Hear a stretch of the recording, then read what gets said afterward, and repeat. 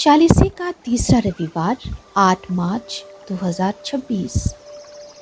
ख्रिस्त में मेरे प्यारे माता पिता, भाइयों एवं बहनों, सबों को जय यीशु। सबसे पहले तो मेरी सभी प्यारी माताओं एवं बहनों को अंतर्राष्ट्रीय महिला दिवस की ढेर सारी शुभकामनाएं। Happy women's day. चालीसे काल के इस तीसरे रविवार में आइए हम आज के पाठों पर एक साथ चिंतन करें।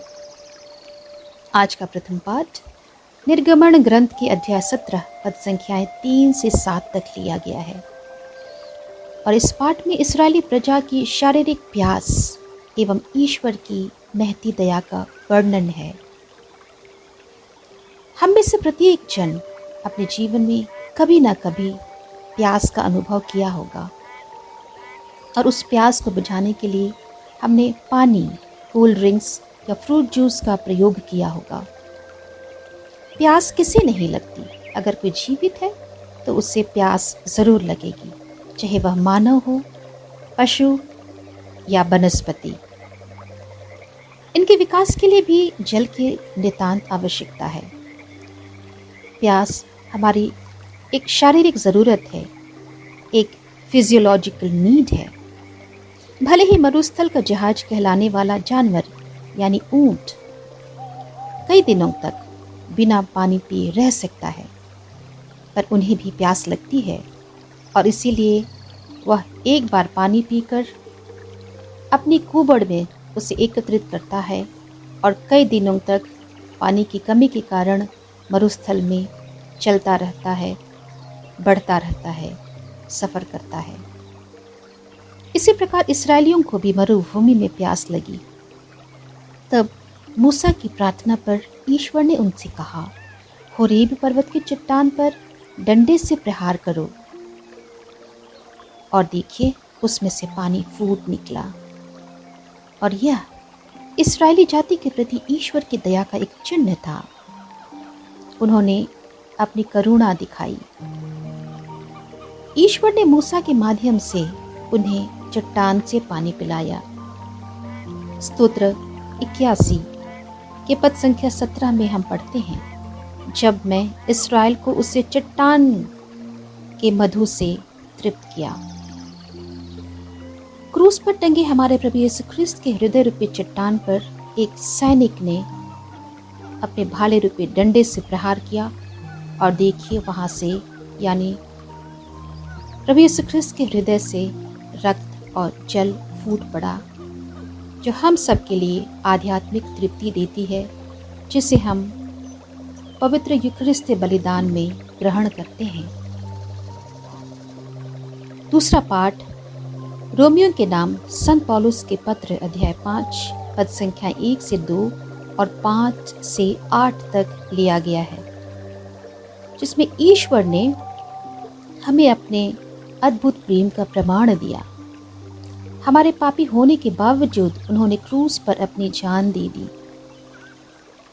और आज के पवित्र सुसमाचार में, जो संत यूहन्ना रचित सुसमाचार के अध्याय 4 पद संख्याएं 5 से 42 तक लिया गया है, हम पाते हैं कि प्रभु यीशु ख्रिस्त का समारी स्त्री से मुलाकात एवं वार्तालाप होता है।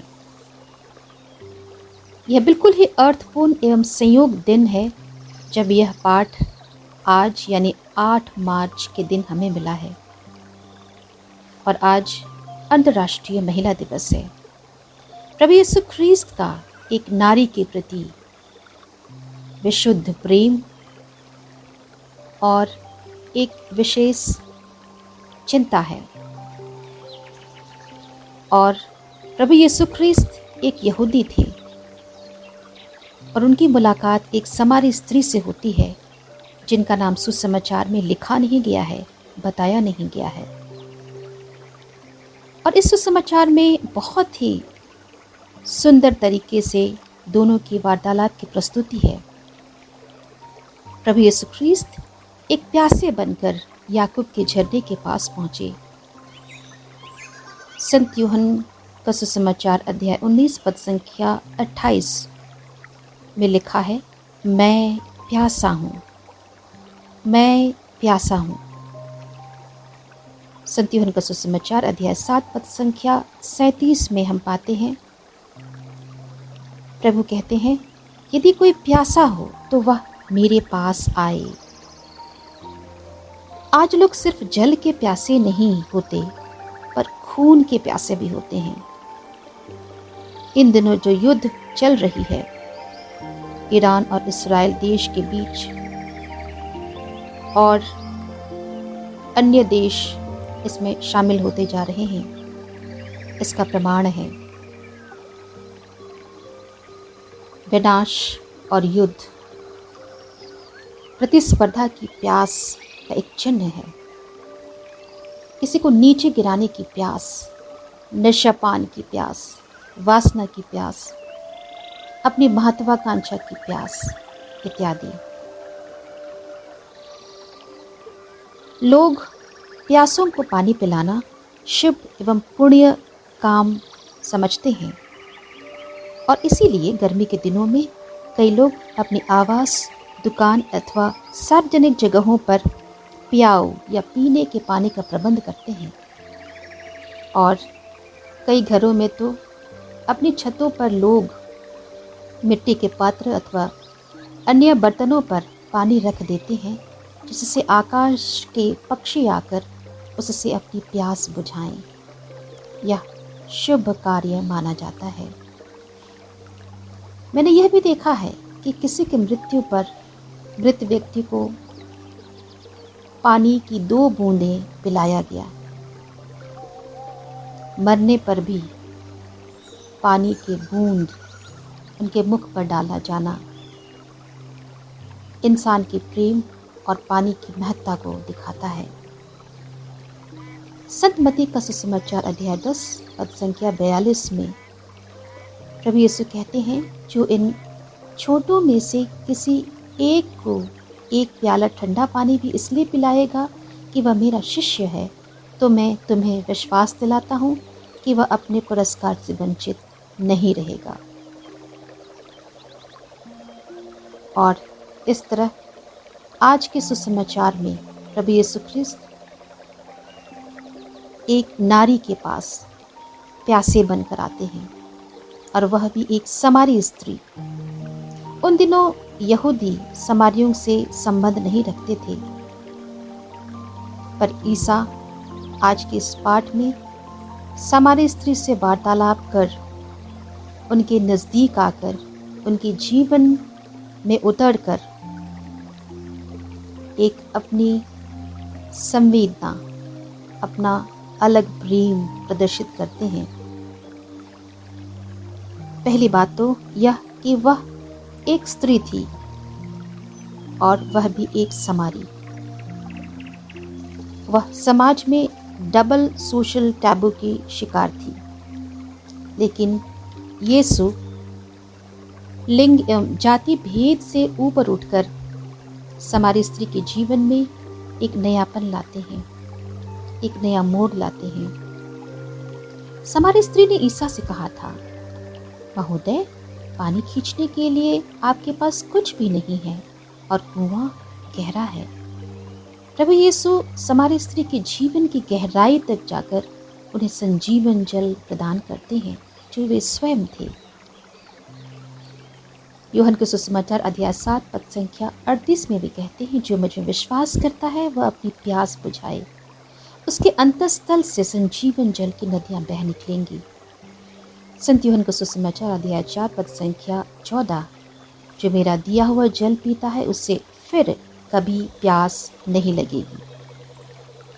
प्रभु ईसा ने समारी स्त्री के सामने अपने को मसीह एवं ख्रीस्त के रूप में प्रकट किया, कहते हुए कि मैं वही हूँ, मैं संजीवन जल हूँ। आइए हम प्रभु की दया को ग्रहण करें और संजीवन जल से हम तृप्ति पाएं। हम आज के तीनों पाठों से अपने लिए कुछ संकल्प लें। पहला, 40 की इस पुण्य अवधि में प्रार्थना और उपवास के साथ ज़रूरतमंदों को भिक्षा दान भी दें। दूसरा, प्यासे को पानी पिलाएं। तीसरा, जल का संयमित प्रयोग करें और उसे बर्बादी से बचाएं। चौथा, महिलाओं का सम्मान करें, उनकी गरिमा का ख्याल करें। पांचवा, महिला पुरुष के बीच समानता का भाव रखें और इस अधिकार के लिए कदम भी उठाएं। और हम इसकी शुरुआत अपने परिवार से ही करें। छठा, प्रभु के पास हर ज़रूरत में जाएं और उनसे शक्ति, ताकत और आशीष पाएं। सातवां, ईश वचन से अपनी प्यास बुझाएं, उसके प्रति अपनी प्यास जगाएं, पवित्र वचन पढ़ें एवं उन पर चिंतन करें। ईश्वर हम सबों को संजीवन जल की तृप्ति प्रदान करे। आमीन।